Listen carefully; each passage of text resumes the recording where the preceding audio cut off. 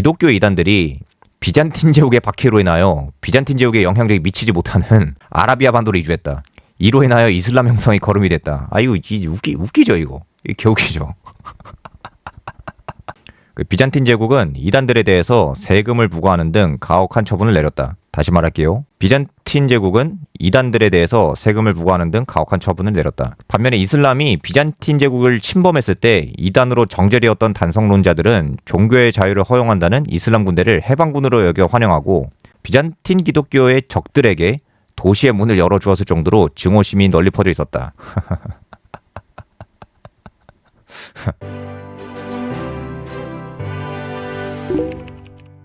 자, 이슬람 국가들의 패권 공존 질서. 제가 여기서 깨달은 거는 저번 주에 하고도 좀 생각한 건데, 이 패권이라는 건요, 기본적으로 공존의 질서를 만들어 나가는 거다. 견화님 안녕하세요. 아까 말씀드린 건데, 이게 비잔티움 제국이 흥할 수 있었어요. 그런데 패권이 결국에는 경쟁이기 때문에, 기본적으로 경쟁이라고 하는 본질을 가지고 있기 때문에 경쟁하는 이제 패권 질서가 내 패권 질서보다 우월하면은 그냥 쭉 밀리는 겁니다. 맞아요. 말로만 들었는데 원서를 찾아봤는데 중세시대 쿨한 아랍어로서 열린 의서, 법학서, 철학서가 겁나 많더라고요. 예, 맞습니다.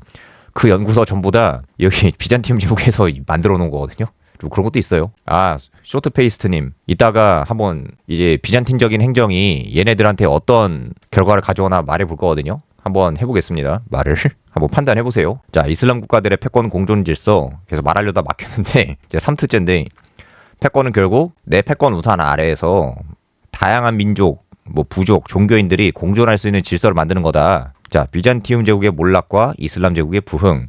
자, 비잔티움 제국에서 이슬람 제국으로의 패권 이동은 어떻게 일어난 걸까? 오늘은 제국의 패권 그 세 번째 특집으로 이슬람 제국의 부흥을 다루고, 이 비잔틴적 행정제도랑 비잔티움 제국의 비타협적 패권놀이가 몰락할 수밖에 없었던 요인을 한번 짚어봅시다. 아, 근데 그게 한번 보세요. 오늘 어떤 얘기를 할지 나름대로 좀 흥미롭습니다. 아주 만족스러웠어요, 제 개인적으로는. 이게 결국에는 5에서 6세기 또 이슬람 제국의 부흥이랑 이런 것도 보려면은, 부흥이네, 발음까지 보려면 대략 한 7세기까지 이제 보는 거거든요. 당시 비잔티움 제국의 상황을 봐야 돼요. 이거를 보면은 당시 지중해 이제 패권 다툼도 좀 눈에 들어옵니다. 당시 동로마 제국은 소위 말하는 이제 동로마 제국에서 이 비잔티움 제국으로 전환이 일어나는 상황이었어요. 이 과정에서 전성기, 몰락, 재전성기가 계속 교차하거든요. 이런 아주 복잡한 패권 질서가 있습니다. 근데 여기서 하나 말할 게, 이거를 말을 해야지 패권이 뒤집힌 그걸 알 수가 있어요, 여러분. 이게 이 비잔티움 제국으로의 전환을 아는 게 중요하니까 말을 하는 거예요. 이거 이해 못하면은 이슬람 제국이랑 경쟁해서 얘네가 쭉 밀린 그 수세를 면하지 못했던 게 이제 드러나지가 않아요. 비잔틴적. 자, 또 내절을 해보겠습니다. 쉽게 말해서 로마 공화국 이래로 이어지던 로마인들의 정신이 소멸하고, 이제 소위 말하는 그리스 비잔티움 제국이 시작되는 시기라고 할 수 있어요. 그리고 여러 연구서를 보니까 6세기 경부터 시작된 이런 대전환이 소위 말하는 이라클리오스 황제 시대에 이르러 완성되었다고 하더라고요. 그래서 요거를 이제 또 평가를 해보시면은, 이게 제가 연구서를 한 4개 정도를 봤어요. 다 공통적으로 말하는 게 뭐냐, 이제 쭉 이게 로마로 있다가 이제 로마법 대전 이후로 이제 아노미 상태였다가 이라클리오스 때 이제 전환이 완전히 비잔티움으로 옮겨졌다라고 하더라고요. 그러니까 이 로마법 대전이 아무튼 간에 엄청 중요한 기점이 된 건 맞아요. 그리고 이라클리오스 때 아까 말했지만 지중해 동부 세력에 암을 뿌리고 다닙니다. 이 암이 뭐다? 이제 비잔틴적 행정이라고 하는 이 암을 뿌리고 다녀요. 이제 이거 플러스 해가지고 이걸로 이제 패권이 쭉 몰리고 이제 그리스어로 공용화 됐을 때 이렇게 된 거다라고 하는데, 결국엔 이게 엄청 중요하다는 거고. 자, 그럼 무슨 말이냐. 자, 계속 말했듯 전환의, 그쵸, 시발점이 이 사람이다. 이 양반이 이제 암을 만든 사람이에요. 아, 요거부터 한번 볼걸. 자, 요거부터 볼게요. 자, 요거는 이 하이케라임 책에서 인용한 건데, 여러분들이 하이케라임만 인용해오면 물릴까 봐서 다른 거에서도 이제 가져왔거든요. 일단은 이거부터 한번 볼게요. 알겠죠? 하이케라임 거부터 계속 인용하던 거니까. 유스티니아누스의 법률개혁과 행정개혁은 다같이 본격적인 독재왕정의 창출에 이바지했는데, 그것이 향후 비잔틴 제국의 특징이었다. 네, 시발점이요. 이 양반의 정책들은 그런 과정, 다시 말해 독재화의 절정이었다. 모델에 기초하여 세워진 비잔틴 독재정은 여느 독재정이 찌를 수 있는 유감스러운 잘못을 두루 구비했다. 그래서 이 비잔틴이라는 단어가 정치에 적용될 때는 경멸적인 뜻을 갖게 됐다. 이게 뭔 의미냐? 이 비잔틴이라고 하는 게 뭔 의미가 있는지는 최근 영상으로 편집해서 올렸으니까 참고해 주세요. 그 구체적인 용례를 제가 아주 정확하게 포착해서 올려봤습니다. 그렇게 해가지고 크게 위축이 된 그 국가는 더 이상 로마라고 할 만한 성격을 갖고 있지 못했고 오히려 오늘날 비잔틴 그리스라 불리는 그런 모습을 만연하게 지니고 있었다. 자, 그러면 이게 이 양반만의 생각이냐? 뭐 이것도 있더라고요. 오스트로고르스키 이 양반의 비잔틴 제국사도 제가 굳이 구입해서 봤어요. 왜 이거를 구입해서 봤냐? 이 시기 논문들을 보니까 이 사람 거 책이 많이 인용이 되더라고요. 다시 말하지만 인용이 많이 돼요. 연구도 많이 되고요. 그 논문도 나중에 공유를 한번 해보겠습니다. 이 양반은 뭐라고 하냐? 이 유스티니아누스 입법의 두드러진 특징은 황제 절대주의를 강력하게 강조한 것이다. 군주의 권력에 법적인 근거를 제공함으로써 로마법 대전은 쭉쭉쭉쭉 이렇게 하면서 황제 절대주의, 다시 말해 독재령을 말하고 있고, 그렇게 해서 유스티니아누스가 뭐가 됐냐? 이제 비잔티움 황제이기도 했던 마지막 로마 황제였다. 다시 말하지만 마지막 로마 황제였다. 또 그것도 아시죠, 여러분? 그 벨리사리우스의 호칭이 마지막 로마인 아닙니까? 이 벨리사리우스의 호칭이 마지막 로마인이잖아요. 아무튼 이 양반 때 뭐가 로마의 혈통이 끊기는 그런 짓을 했다는 거죠, 쉽게 말하면. 아, 성 이름님 더 안 좋아져요. 더 안 좋아져요. 네, 더 안 좋아집니다. 그러니까 패권이 밀리는 거예요. 또한 이 중앙집권제 국가의 통일적인 법토대가 마련되었다. 그러나 다른 한편 기독교의 교조적인, 다시 말하지만 기독교의 교조적인 배타성으로 말미암아 다른 신앙을 가진 자들에 대한 그 어떤 법적인 보호도 거부되는 결과가 빚어지기도 했다. 자, 맞아요. 얼마나 힘들었으면 아나톨리아를 상실한 이유가 가중되는 군비를 줄인답시고 황제들이 국경 군비를 대폭 감소하면서 거점 군사 지역들이 게르만족들이 서로만 침공하듯 티르크족한테 다 날아갔다고 하더라고요. 네, 그것도 맞습니다. 자, 그쵸. 아무튼 이 양반이 욕을 먹는 거는 다양한 책에서 이제 마지막 로마 황제라고 욕을 처먹는다. 다시 말해 내 자의적인 생각이 아니다. 네, 자의적 생각이 아니에요. 자, 제가 자의적인 해석을 하고 있는 것 같죠, 그쵸? 그렇게 보입니까? 아니에요. 이 양반 때 문제가 있었어요. 예전에 어떤 댓글에 제가 자의적인 생각을 하고 있다고 하면서 아주 공손하게 비판하시는 분들이 계시더라고요. 자, 제가 자의적인 해석을 하고 있는 것 같죠, 그렇죠? 아무튼 그렇고, 자, 그렇게 해서 말하자면은 이 비잔티움 제국의 패권은 이놈의 비잔틴적 행정 때문에 붕괴되었다는 도전적인 해석을 해볼게요. 근데 이게 생각보다 도전적인 해석은 아니에요. 이게 여러분, 이게 대놓고 이것만 연구한 논문이 있더라고요. 아주 흥미로운 논문이. 아, 그거 한번 공유해볼까요? 대놓고 이것만 진짜 대놓고 그냥 이것만 연구한 논문이 있어가지고 제가 이거를 인용을 또 해왔어요. 이거 논문도 제가 지금 한번 그냥 공유를 한번 해볼게요. 이게 졸라 웃겨요. 그래서 자, 그 논문 제목이 요런 논문이 있거든요. 그 이슬람의 확장과 비잔틴 제국이 이슬람화된 원인에 대한 고찰 이런 게 있단 말이에요. 그게 아예 그냥 요게 대놓고 보여요. 이따 볼게요. 반달 왕국, 동고트 왕국, 서고트 왕국 박살내면서 재정이 복구 불가능한 상태까지 갔죠. 그 덕에 이라클리오스라는 황제가 포카스 몰아내고 국가를 회복시키려고 했음에도 끝내 많은 영토를 잃었죠. 아, 쇼트페이스트님, 이제 그거를 볼 겁니다. 사실상 거기서부터 이제 시작이 될 텐데, 자, 그런데요, 여러분, 이거를 이 오늘 주제를 보려면은 이 이슬람 제국의 포용력 있잖아요. 다시 말해 이슬람 패권을 먼저 살펴보는 게 이제 논의 순서상 이게 맞을 것 같아요. 왜냐하면 이게 전제가 되어야 이 비잔틴은 이게 가슴이 웅장해지지도 않고 옹졸해지면서 왜 진작 안 망했지 하는 생각이 딱 들 겁니다. 이것부터 말해야 돼요. 자, 그럼 어떻게 이슬람 제국이 팽창할 수 있었을까? 그게 두 가지 포인트로 살펴볼 수 있거든요. 그게 뭐냐면 얘네들 민족성이랑 두 번째는 이 이슬람 율법이에요. 이거 두 개 아주 좋은 역할을 했습니다. 네, 맞아요, 견아님. 지금 제국의 패권 그걸 하고 있잖아요. 자, 여러분, 이 이슬람 율법이 어떤 영향을 끼친 것 같습니까? 어떤 영향을 끼쳤을까요? 한번 맞춰보세요. 아, 유스티니아누스 전염병이 지중해 세계에 퍼지지 않았더라도 재정 복구가 힘들었을까요? 제가 보기에는 오히려 더 잘 됐을 수도 있었을 것 같은데, 아, 이민족들끼리 갈등하는 도중이 아니라 그 로마랑 갈등하는 와중에 이슬람 세력이 확장된 거예요.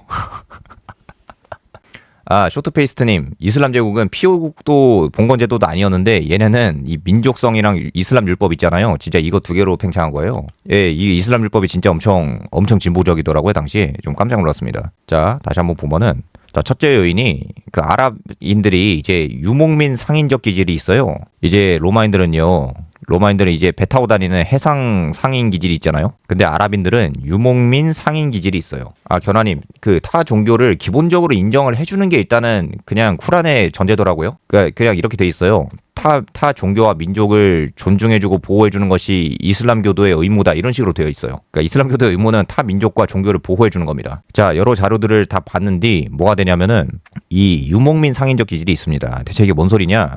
그 아랍인들은 전통적으로 낙타랑 배를 활용한 무역 활동을 해왔죠. 근데 낙타가 엄청 중요한 것 같아요, 제가 보기. 그래서 기본적으로 얘네들은 삶 자체가 다양한 민족, 국가, 종교 공동체들과 자연스럽게 교류해온 전통이 있는 겁니다.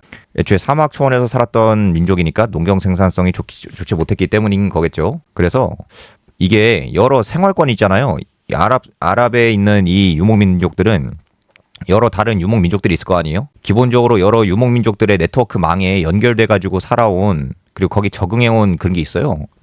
이 생활권 그런 게 있는데, 본인들의 생활권에서 다른 이방인들을 보호해주는 관습적인 문화가 있었다고 합니다. 왜냐? 이렇게 보호해줘야지 나중에 이쪽으로 장사하러 갈 때 보호를 받는 거예요. 서로서로 보호해주는 네트워크망을 유지를 하고 있으니까, 그러니까 서로서로 교통을 하면서 이제 상인으로 먹고 사는 게 가능하고, 그래서 다른 애들을 보호를 해주는 게 미덕이라고 하는 관습적인 문화가 있었다고 합니다. 다시 말하지만 본인들도 다른 민족의 생활권에 머무르거나 신세질 가능성이 높죠. 그래야지 다른 민족의 영역을 통과해가지고 장사로 갈 거 아닙니까? 서로서로 보호해주고 전쟁 분쟁을 막아내는 그 문화가 있었다. 구체적인 문화의 용어는 모르겠네요. 아, 그 이슬람 확장할 때는 이교도의 재산권을 핍박하면서 확장했죠라고 하시는데, 이따가 보시면은 또 그런 것도 아니란 걸 아시게 될 거예요. 자, 아랍인들의 유목적인 기질, 이런 게 있더라고요. 논문은 여기서 인용해 왔는데 한번 읽어보겠습니다. 이슬람 이전 시대부터 아랍 부족들 사이에는 이방인에 대한 보호와 안전을 보장하던 전통이 존재했대요. 그러니까 무함마드가 메디나로 이주한 이후에 그곳에 거주하던 유대인과의 협약을 통해 전통적 보호 개념을 구체화했다. 그러니까 확장을 할 때 이러한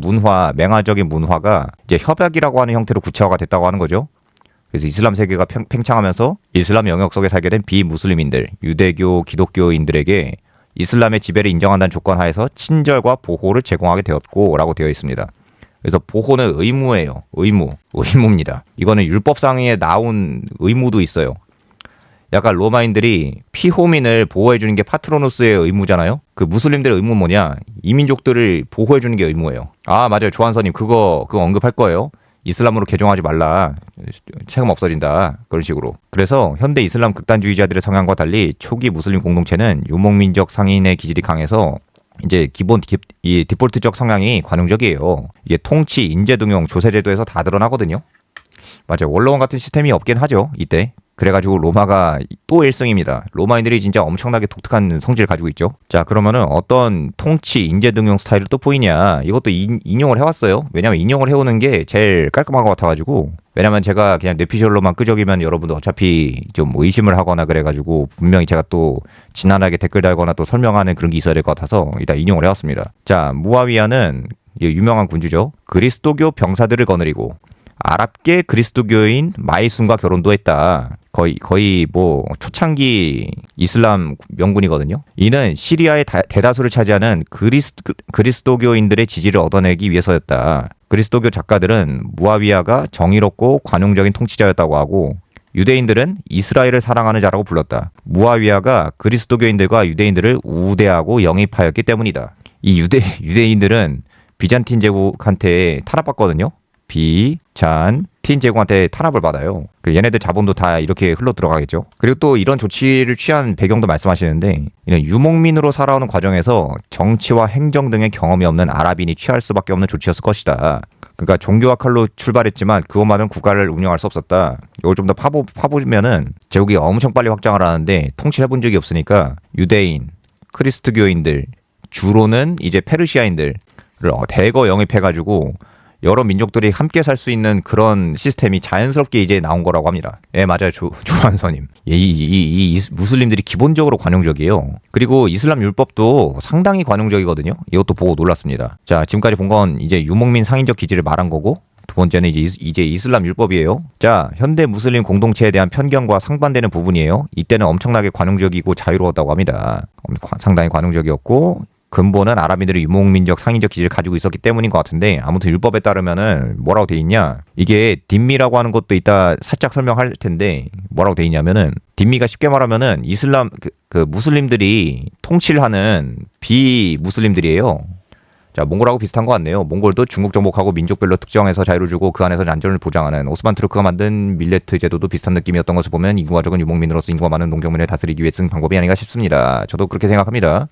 그러니까 엄청나게 관용적이어야 돼요. 기본 디폴트가. 이교도인 딘미들에게 부과되었던 인두세인 지지아는 이슬람의 영역 속에 거주하게 된 개종을 거부하는 유대교인과 기독교인들에게 하나의 구원이었고 새로운 삶을 살아가게 하는 합법적인 방법이었다고 이슬람 법학자들은 주장하고 있다. 그래서 이슬람 통치 영역에 거주하면서 지지아를 납부하는 이들 유대교인들과 기독교인 그리고 조로아스터교인에게 생명과 재산, 외적의 침입으로부터의 보호, 신앙의 자유, 자신들의 문제에서 광범위한 내적 자치 등을 부여했다. 네, 그래가지고 이렇게 꽤 관용적인 정책을 펼쳤다. 아, 감사합니다. 왜냐면은 이게 예전이랑 다르게 댓글이 엄청 빨리 올라가요. 댓글 채팅이. 그래서 좀 빨리 읽으려고 했어요. 큰 건. 그래서 딘마라고 하는 게 용어 자체가 이제 아랍어에서 나온 보호의 계약이라는 뜻이래요. 딘마 자체가. 그리고 이 딘마라고 하는 계약에 의해 보호받는 사람들을 아흐를 알 딘마, 계약의 백성으로 불렸고 이걸 줄여서 딘미라고 불렀다고 합니다. 그러니까 이슬람 영역에서 살고 있는 이제 유대인들, 크리스트교인들은 이 딘마로서 보호의 약속을 받는 사람들이에요. 보호의 약속을 받습니다. 통치만 인정하면은 그냥 보호를 받는 거예요. 또 이런 것도 이제 인용을 해왔어요. 이게 진짜 놀랍습니다. 이슬람법을 구성하는 제1대 법원인 쿠란에서는 정복으로 확대된 이슬람의 영토에 살게 된 이교도들에 대한 처우를 언급하고 있다. 자, 쿠란에서 어떻게 언급하고 있냐. 초기 이슬람의 이교도 정책은 타 종교에 대해 관용과 다원주의적 입장을 견지했고 성서의 백성들을 평등과 동등으로 대하는 것이었다. 어떻게 돼 있냐. 쿠란 2장 256절에서 언급된 종교에는 강제가 없다. 라는 구절은 이슬람교를 강제하지 않는 것이 이슬람의 법칙이다라고 설명하고 있다고 말하고 몰라요. 저희 인용을 해온 거예요. 저희가 이슬람교를 잘 모르니까. 그리고 109장 6절에 언급된 당신에게는 당신의 종교가 나에게는 나의 종교가 라는 구절은 다양한 종교가 공존하는 사회가 있음을 나타내준다고 하겠다. 그리고 쿠란 여기에서는 기독교와 유대교를 믿는 왕국 내 이교도에 대한 관용에 대한 언급이 있다. 그러니까 기본적으로 쿠란은요. 기본적으로 종교의 자유를 염두에 두고 만든 독특한 종교입니다. 일신교인데 교리 자체가 관용이에요. 진짜 신기하죠? 이따가 말할 어느 나라의 어떤 행정과는 아주 달라요. 그 행정은 아예 법에서 종교 차별을 명시하고 있기 때문에 그래서 이런 법이 있었다고 합니다. 하디스라고 하는 책이 있는데 하디스가 쿠란에서 모호하게 규율된 지점들을 이슬람의 율법학자랑 법학자들이 모여서 구체적인 법안으로 합의해낸 법학책이라고 하는데 대충 제가 보기엔 한 헌법 정도 위치가 되는 것 같아요. 뭐라고 돼 있냐면은 비무슬림들이 지지아를 납부하면 보호해야 하고 결코 전리품을 취하지 말아야 하며 그러니까 돈 훔치면 안 되고 지지아도 재산의 5분의 1을 넘지 말라고 명령했다. 아무리 과중해도 20%가 한계고 보통 이거보다 낮게 수치를 한 거죠. 예, 쿠란에 이게 명시가 되어 있었다고 합니다. 자, 이런 관용적 통치의 영향이 어떻게 됐냐. 이런 것도 다 있어가지고 제가 가져왔어요. 이거를 나중에 이 비잔틴적 행정이랑 비교하면은 이게 말이 안 나옵니다. 이슬람 제국의 목적은 타민족을 새로운 신앙으로 개종시키는 게 아니라 새로운 땅을 종속시키고 비신자들을 지배하는 거다. 그러니까 이게 뭔 소리냐면요. 이슬람 제국의 목적은요. 패권을 팽창시키는 거예요. 그냥. 얘네들의 목적은 패권의 팽창에 있지 이 종교 탄압이 아니에요. 종교 탄압은 의미가 없다는 거죠. 왜? 얘네들은 기본적으로 상인들이잖아요. 얘네들이 원하는 거는 패권을 팽창시켜서 그 상업적인 이득을 취하는 거지. 이거 종교 개종시켜봤자 돈도 안 되잖아요. 특히 군사 조직의 폐해와 이거 진짜 웃겨요. 군사 조직의 폐해와 지방 대토지 소유의 우세로 크게 흔들린 비잔티움 행정의 폐해에 힘입어 이 비잔틴적 행정의 폐해에 힘입어 정복자들은 이집트에서 자신들의 과제를 손쉽게 달성할 수 있었다. 또한 시리아의 거대 도시 안티옥이죠. 안티옥을 비롯한 대부분의 도시들은 승리를 구가하는 적에게 싸움도 하지 않고 투항했다. 이런 게 계속 나옵니다. 노나무님 그런 일도 있었군요. 좋은 정보 감사합니다. 자, 이러한 관용적 통치의 영향 계속 볼게요. 분명 많은 귀족이 동방의 새로운 통치자에게 그들의 토지를 잃었지만 이 많은 귀족은요. 이 비잔티움 제국이에요. 비잔틴 귀족이에요. 일부는 그곳에 남아 새로운 정권에 타협하고 살아남을 길을 찾았다. 세상에 심지어는 이슬람 제국이 와서 점령했는데 타협해서 살아남았대요. 정복된 토지는 파괴되지도 무슬림의 소유주로 바뀌지도 않았고 사람들은 경작하던 땅을 계속 경작했고 세금 내는 나라만 바뀌었다. 그러니까 이슬람 제국에 정복된 이집트에서 8세기까지는 종래 토지 소유에 큰 변화가 없었다. 그러면은 이 사람들 입장에서는 이 비잔티움 제국의 비잔틴적 행정에 시달리면서 얘 보면 한 4중 착취당하거든요. 사람들이 4중 착취당해요. 비잔티적 행정에서. 근데 뭐 이슬람 제국이 왔는데 종교 자유도 보장해주고 세금도 적게 나니까 좋은 거죠. 사실 주로 귀족들의 개종을 유도했다고. 예, 그쵸. 그것도 묘사가 보여요. 다시 말해 이슬람 제국의 침입에 대부분의 동방속주, 동맹국, 심지어 직할지가 거의 저항을 하지 않았대요. 오히려 환영하는 모습을 보입니다. 심지어는 비잔티움 제국 통치 시절보다 그 지역들이 더 부유해집니다. 와, 진짜 채팅이 빨리 올라오네요. 아유, 뿌듯합니다. 그래도 제가 최대한 빨리 열심히 읽어보려고 노력을 할게요, 여러분. 빵공장 이집트를 왜 잃어버렸냐. 뭐 결국 이런 거예요. 이 비잔틴 제국과 달리 이슬람 제국의 조세가 상당히 저렴했대요. 그 연구도 있습니다. 조세가 3가지가 있다고 하는데 자카트, 카라즈, 지지야가 있다고 합니다. 자카트는 이제 무슬림만 내는 40분의 1세래요. 대부분 자선 사업용으로 뭐 빈민구제용으로 뿌렸다고 해요. 뭐 동롬도 서롬도 다 빈민들 위해서 빵 뿌리고 그랬지 않습니까? 그런 거고. 카라즈는 이교도들에게 부과된 토지 조세고 지지야는 이교도들에게 부여된 인두세래요. 반대로 말하면 뭡니까? 이 무슬림으로 개종을 하면은 그냥 40분의 1세를 내면 돼요. 그래서 이슬람 제국이 엄청나게 세를 많이 얻고 많은 사람들이 카라즈를 회피하고 지지야를 회피하고자 개종해가지고 이 2가지 조세 수입이 낮아진대요. 근데 비잔틴적 행정이 나중에 가면 한 30%, 한 50%세까지 늘어난단 말이에요. 이따가 테마제도 보면은 땅 주는 대신에 뭐 장비도 너희가 구입해라고 하는 약간 그런 시기도 오거든요. 비잔틴적 행정에서는 이렇게 뜯기는데 이제 무슬림으로 개종하면 이렇게만 돈 내면 되고 개종하지 않아도 10분의 1세 이렇게만 내면 됩니다. 11조. 아무튼 이렇게 해서 많은 사람들이 무슬림으로 개종하니까 카라즈 지지야 수입이 하락해서 카라즈만 요거만 종교 상관없이 모든 피통치 계급이 되는 토지세로 변경했다고 합니다. 왜 모든 계층이 내냐? 일부 계층만 내면은 종교 탄압이 되니까, 그쵸? 종교 차별이 되잖아요. 이 종교 차별은 쿠란의 가르침이 어긋난다. 그래서 이 카라즈를 만약 바꾸려고 하면은 무슬림이랑 이 비무슬림 차별하면 안 되고 무슬림과 비무슬림 모두에게 적용하는 법으로 해야 된다라고 해가지고 토지세를 이렇게 바꿨다고 해요. 신기하죠? 그래서 영토 확장에 많은 힘을 쏟아서 이라크 지역까지 정복하였고 죄송합니다. 이 간마 때문에 이렇게 막 깨져요. 그 지역에 대한 실제 조사를 벌였고 합리적인 세금 징수를 위해서 또 뭘 했냐면은 토지와 작물의 등급을 세분화했대요. 이게 다 누가 도와준 거냐면 이게 페르시아인들이 도와준 거예요. 페르시아인들.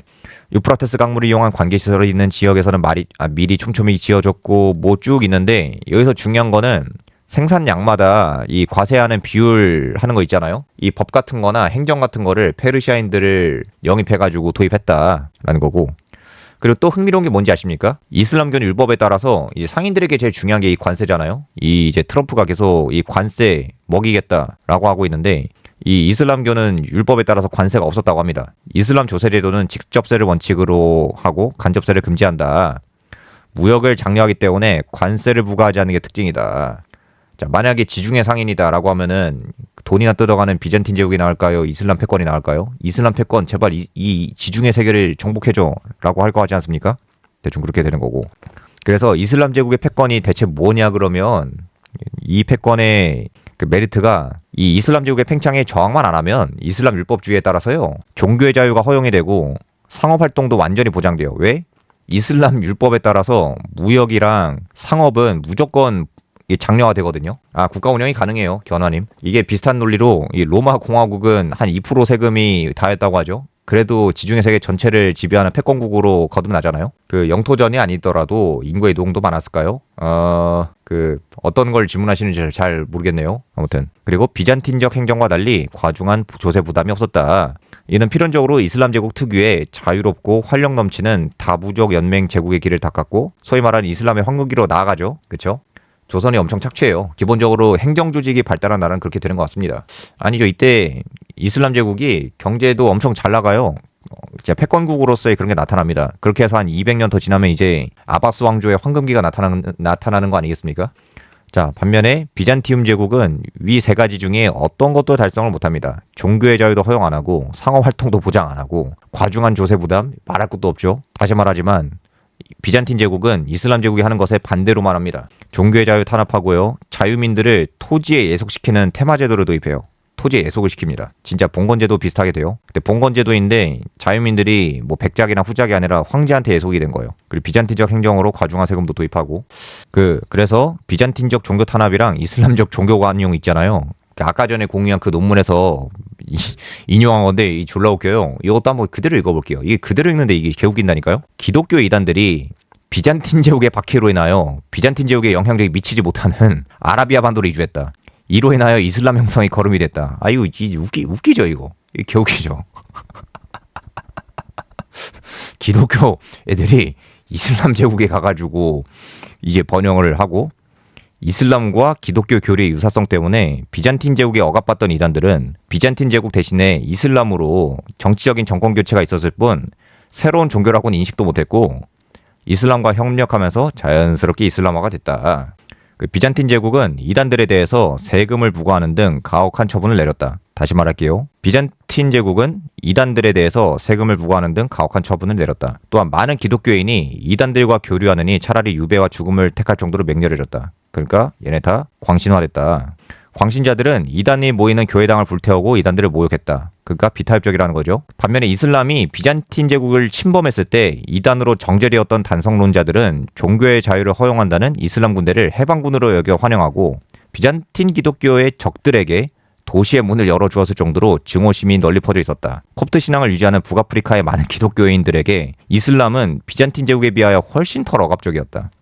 이렇듯 당시의 기독교 이단들이 이슬람이 비잔틴 제국을 점령해 나가던 때에 이슬람에 협력함으로써 이슬람 군대는 비잔틴 제국을 빠르게 점령해 나갈 수 있었다. 그쵸? 이게 꽉 막힌 종교인들도 반성해야 되는데 이 비잔틴 적 행정도 곧 말할 거거든요.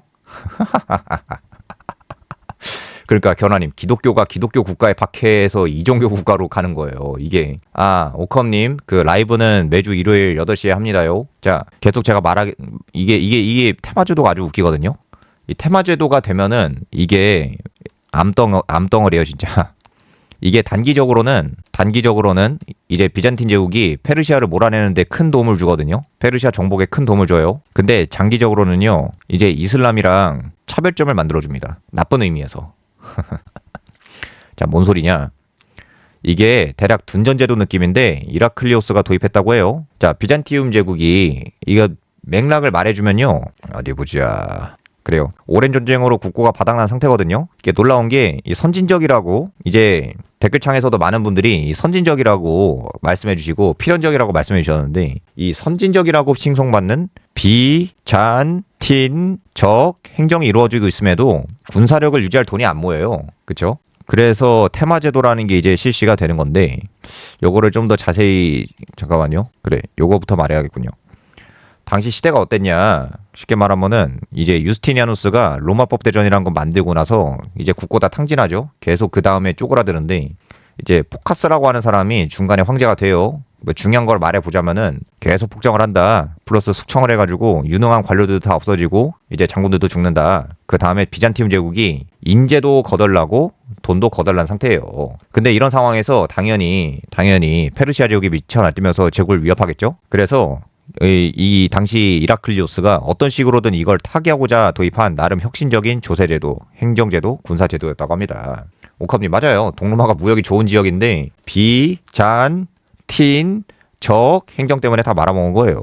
자, 그럼 이게 뭐냐? 테마제도는 이제 군단 단위거든요. 그러니까 군단 단위가 테마인데 이 군단 단위라고 하는 이걸로 예를 들어 군단이 주둔하는 지역이 있을 거 아닙니까? 그 지역에서 군이랑 민을 결합시킨 행정을 시작하는 거예요. 이게 뭐냐면은 어디 보자. 이 지역에 군단 A를 만약에 주둔시키고 있다고 하면은 여기 군인들에게 이 지역에 토지를 떼어서 주는 거예요. 연금으로. 그렇게 되면 어떻게 되냐면은 이 지역에 있는 사실상의 토착민이 이 지역에서 상주하면서 이제 경제권을 보장을 받겠죠. 그렇죠? 생활을 할 수가 있게 되고 그 생활을 바탕으로 해가지고 이제 이 지역에서 계속 버티면서 군사적인 방어를 할 수 있는 그런 기반이 되는 거예요. 그러면 이게 몇 가지 그 메리트가 있는데 첫 번째, 임금을 화폐로 덜 줘도 된다고 합니다. 땅을 줬으니까. 두 번째로는 여기서 난 산출물로 알아서 무장해와 라고 하는 것도 부분적으로 도입을 했다고 해요. 물론 봉급을 주긴 했는데 예전에 비하면 엄청나게 적게 줘도 되는 방식으로 바뀌었다고 하고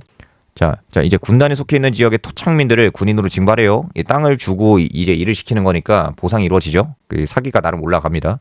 그리고 국가는 그 토착민들의 경제적 기반이 되어지는 토지를 떼어주는 그런 게 되니까 이제 자영농도 육성이 되고, 그리고 이걸 바탕으로 해가지고 예전에는 군인들 봉급을 못 줘가지고 군인들이 유지가 안 되는데 이제 아무튼간에 군인들이 이제 생기잖아요. 그 지역을 중심으로. 이걸 기반으로 이라클리오스가 페르시아를 묵사발내는 겁니다. 다시 말하지만 이건 이라클리오스가 페르시아와 전쟁하기 위해 도입한 군사 행정 제도예요. 민간 행정과 군사 행정을 통합시킨 제도로 평가받는데, 자, 그런데 여러분 이제 슬슬 감이 잡히죠. 이 테마제도, 이 둔전제도, 이게 유스티니아누스가 남긴 암덩어리인 로마법 대전과 결합이 되면 얼마나 끔찍한 효과를 낳겠습니까? 심지어 군단단위, 군사행정이나 민간행정이 합쳐지잖아요. 저 테마제도가 십자군 때도 문제가 있었다. 봉건제가 익숙했던 이 십자군들에게 영토가 어딨어? 황제에게 복종하라 하니까 시리아 가자마자 제가 성립한다. 맞아요. 그런 부작용도 있어요, 실제로. 자, 결국 비잔틴적 행정을 제대로 하기 위해선 능력주의와 네이션이 필요했죠. 중국의 과거 시험을 도입해서 공무원 선발제를 만들고 네이션으로 국가 전체가 유기적으로 연결되어 있다는 인식도 심어줘야 되고. 네, 맞습니다. 당신은 그냥 몰라요. 그 행정이 약간 이렇게 되었고요. 계속 반복하지만 국가는 봉급을 조금만 줘도 돼요. 평소에 병사들은 국가가 보장해준 땅에서 경제 생활을 하다가 전쟁이 나면 나가서 싸우면 끝입니다. 또 몇몇 자료를 보니까 위 토지에서 얻은 수입으로 장비를 구입하겠다는 구절도 나와요.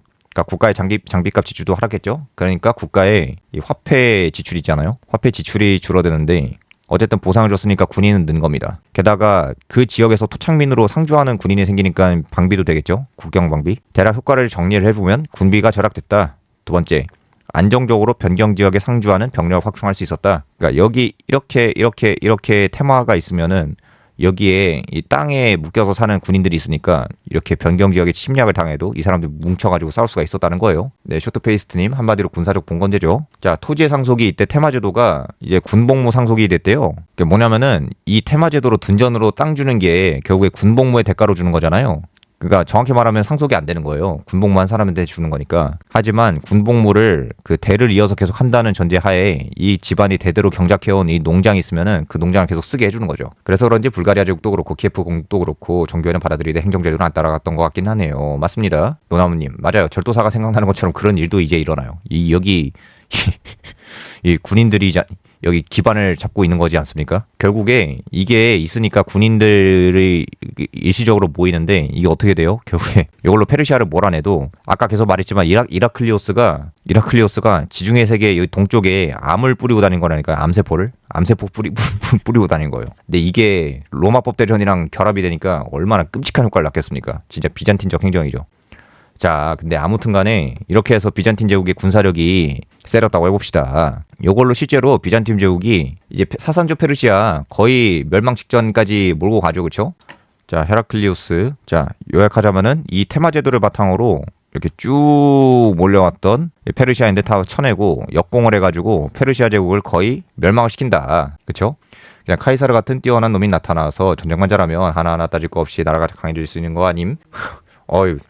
닉네임이 멋지세요. 부러운 그런 닉네임이군요. 약간 그거랑 다르죠. 병참도 있고 뭐 다양한 게 있어요. 운도 따라줘야 되고. 자, 그렇게 아무튼 이라클리오스가 쭉 퍼지면서 이제 암세포를 퍼뜨려요. 암세포를 퍼뜨립니다.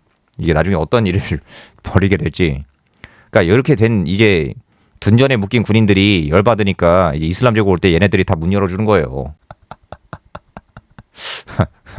아무튼 자, 그렇게 해서 비잔틴 제국이 좋은 것 같긴 한데 그렇게 해서 이 테마 제도로 이 비잔틴 제국이 이렇게 부흥한 것 같긴 한데 중요한 건 뭡니까? 이 비잔틴 제국의 경쟁자가 이슬람 제국 아닙니까? 이슬람 제국이랑 경쟁을 할 수가 있냐? 그게 이제 중요한 거잖아요. 근데 이런 테마 제도가 이슬람 제국의 패권이 보장하는 이권, 안전, 관용보다 여러 민족들에게 더 유익하진 않아요. 자, 만약에 여기 내가 이렇게 살고 있다고 해봐요. 시리아인인데. 근데 이라클리오스가 쭉 오면서 이 암세포 같은 행정 조직을 막 뿌리고 다닌다고 해봐요. 뭐가 맛이 밋밋한데 한데 근데 이슬람 제국이 쭉 오니까 관용적인 정책을 펼친다고 해봐요. 이 시리아에 있던 이 테마에 있던 이 군인 같은 경우에는 아이 비잔틴 그지 같은데 그냥 이슬람에 문 열어줘야지 할 것 같지 않습니까? 예, 그런 모양이 되는 거고 페르시아 황금 다 털어가지고 로마로 가져오면 아우구스투스 천성이 가능할 텐데 가능할 수 있겠네요. 이미 저때쯤 되면 군사기 발전해서 한 명이 전쟁 다시 씹어먹는 시간이 끝났음. 그쵸? 이제 그렇게 캐리가 안 되죠. 하다못해 로마인들처럼 패권을 그렇게 잘 조정해가지고 하는 것도 아니고 비잔티움 제국은 약간 카르타고의 여리 버전이에요. 카르타고의 여리 버전. 카르타고는 세금이라도 많이 안 들었는데 비잔티움 제국은 얘네는 패권 있잖아요. 패권은 독점해요. 이 흑해랑 지중해 세계에 있는 패권은 독점하는데 근데 세금은 더 내요. 그러니까 카르타고의 그 열화된 버전이 되는 거고. 자, 그 두 가지 포인트가 뭐다? 왜 더 다른 민족들에게 유익하지 않다? 첫 번째가 비잔틴적 행정의 힘입은 착취가 계속된다. 두 번째, 자영농을 토지에 예속을 시켜요. 그래서 상업활동을 억제시킵니다. 자, 좋아요. 이 상업활동 억제시키는 거를 좀 더 설명을 해보면은 만약에 여기 테마에서 복무하던 군인 가족이 있다고 해봐요. 그렇죠? 그러면은 여기에서 군복무하면서 땅을 경작해야 되는데 여기서 만약에 다른 지역으로 이사를 갈 수 있을까요? 없을까요? 이사 갈 수 있어요? 없어요? 이사 못 가죠? 자, 그러면 이동이 안 된다는 게 뭡니까? 이게 비잔틴 제국 전반적인 상업 활동을 억제하는 거예요. 그렇죠? 그러면은 여기 테마에 살고 있는 농민 플러스 군인은 여기에 그냥 진짜 봉건제도처럼 여기 있는 거예요. 그러니까 황제가 하사한 그 농경지에서 묶여있는 거주이전의 자유를 사실상 박탈당한 진짜 봉건제도처럼 뭔가 된 겁니다. 약간 그런 느낌이죠, 실제로. 그럼 이 사람들은 이제 비잔틴적인 행정으로 착취당하는데 상업으로 돈은 못 벌고 이제 황제가 나와서 싸우라고 하면 싸워야 되죠. 약간 그래가지고 제가 소련이랑 비슷하다는 생각을 했던 거예요.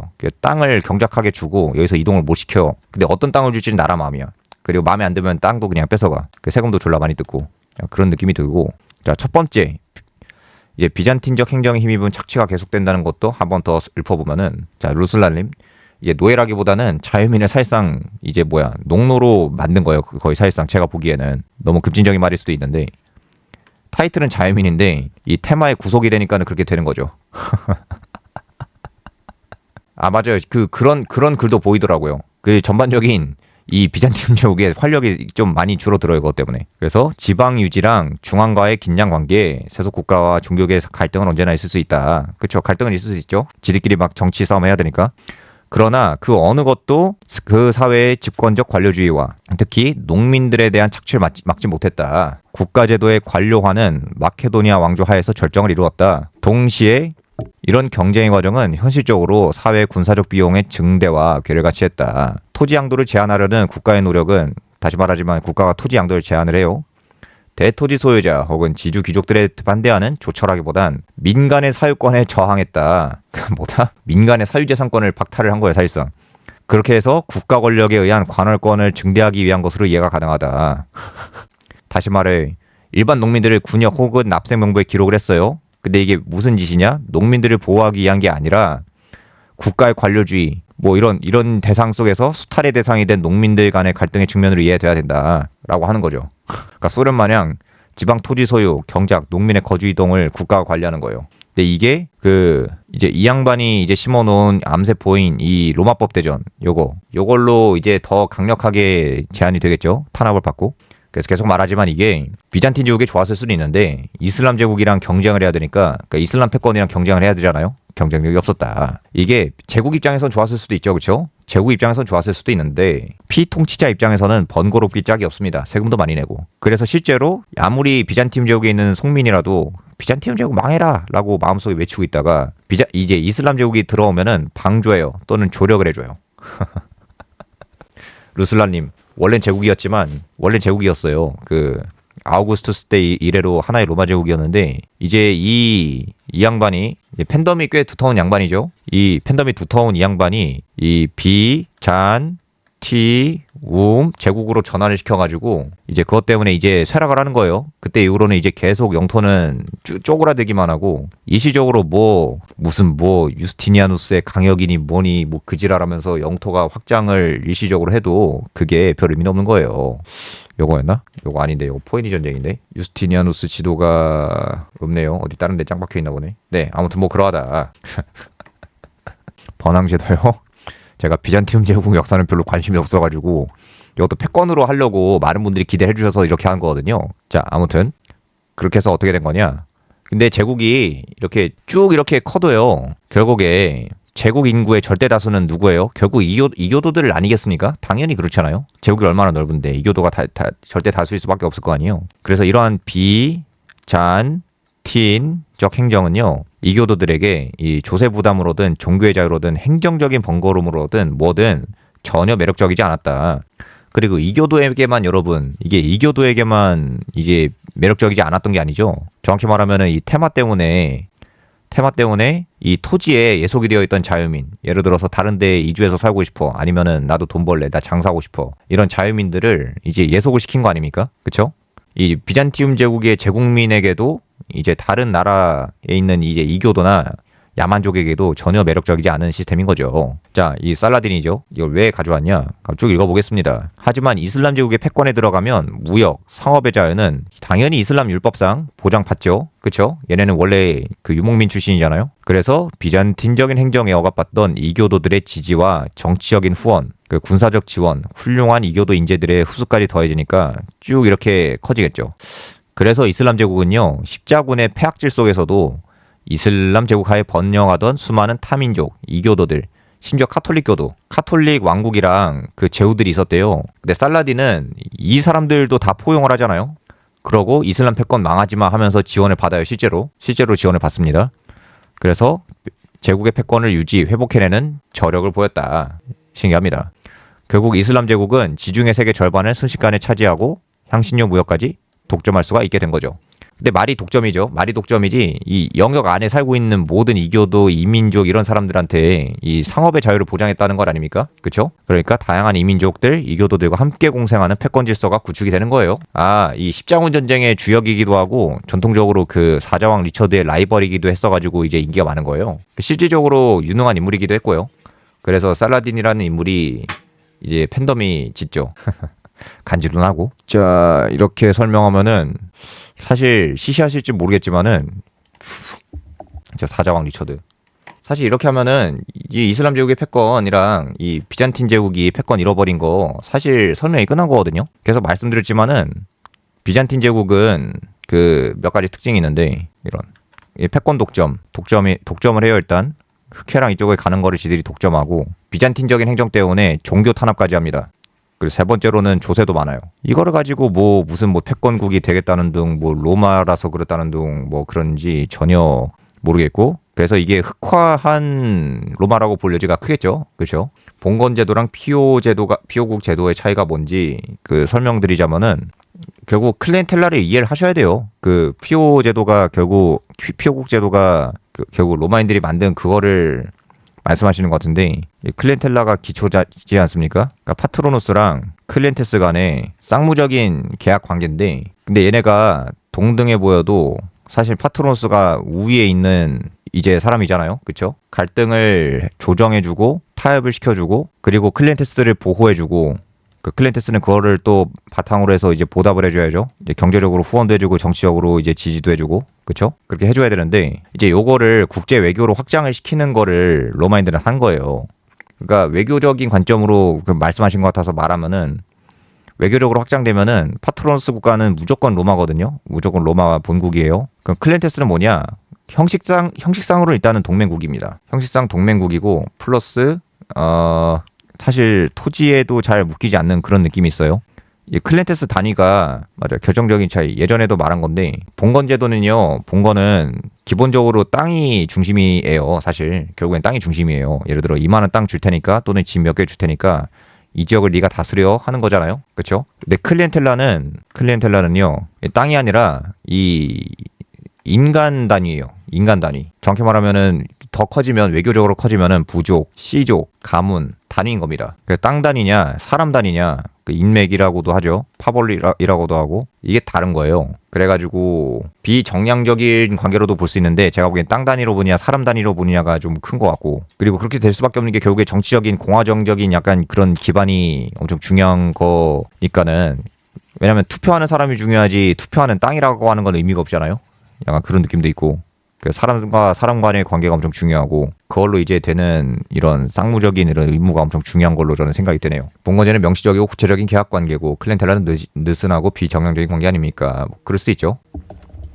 로마가 왜 저런 게 있었을까? 그냥 자연 발생적으로 저렇게 생긴 것 같아요.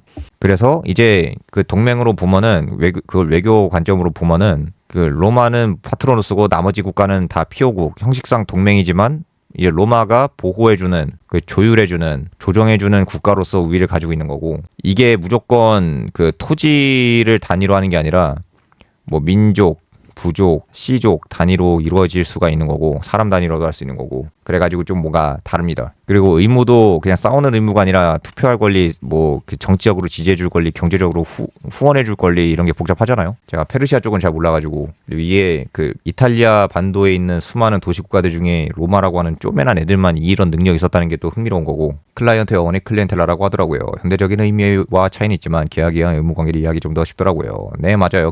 약간 계약 관계예요 실제로. 파트로누스는 클리엔테스를 보호해줬는데 클리엔테스가 그만한 또 보답을 안 해주면은 파트로누스는 아주 합법적으로 빡쳐 할 수 있는 권리가 있죠. 이게 국제 외교 관계로 되면은 로마가 패권을 확장시키는 거랑 그런 수완을 잘 이해할 수 있고 그럼 이걸 또 확장시켜 보면은 이게 인적인 관계망이랑 의무로 규율이 되고 있었잖아요. 제가 몇 번 그 영상으로 올렸는데 이게 비잔틴적 행정이랑은 아예 달라요. 그러니까 비잔틴적 이제 행정은요. 쉽게 말하면 결국에는 뭐 법이잖아요. 법치주의예요. 근데 클리엔텔라는 그냥 사적 자치예요. 이게 두 개가 좀 뭔가 묘하게 비교되는 게 좀 흥미로워 보이더라고요. 그리고 이게 법치주의니까 이 비잔틴적 행정의 대명사인 뭐라고 해야 돼? 비타협적인 성격, 그 전제적 성격 이런 게 가미가 되죠. 그리고 이 타협적이고 관용적인 게 이슬람인들의 이런 힘이기도 했잖아요. 그 로마가 포에니 전쟁에서 승리할 때도 이렇게 많은 동맹국들이 로마야 아프지마 하면서 힘을 몰아줘서 승리할 수 있었던 거 아닙니까? 그렇죠? 그래서 제가 생각하는 거는 패권의 핵심은 뭐다? 로마 공화국 플러스 이슬람 제국이 보여준 공생의 우산이다. 공생의 우산. 우리의 패권의 우산 속으로 들어와. 그러면은 우리 패권의 우산 속에 들어온 너희들 같이 잘 먹고 잘 살 수 있게 해줄게. 같이 먹고 살자. 이러한 질서를 구축하고 개척해낼 수 있는 게 패권국입니다. 단순히 이제 카르타고랑 그리고 중국처럼 그냥 자기들끼리 다 독점을 하고 싶다. 그 비잔티움 제국처럼 유스티니아누스 이후의 비잔티움 제국처럼 지들끼리 이권을 독점만 하는 그런 패권은요. 이게 인기가 없는 거예요. 인기가 없는 겁니다.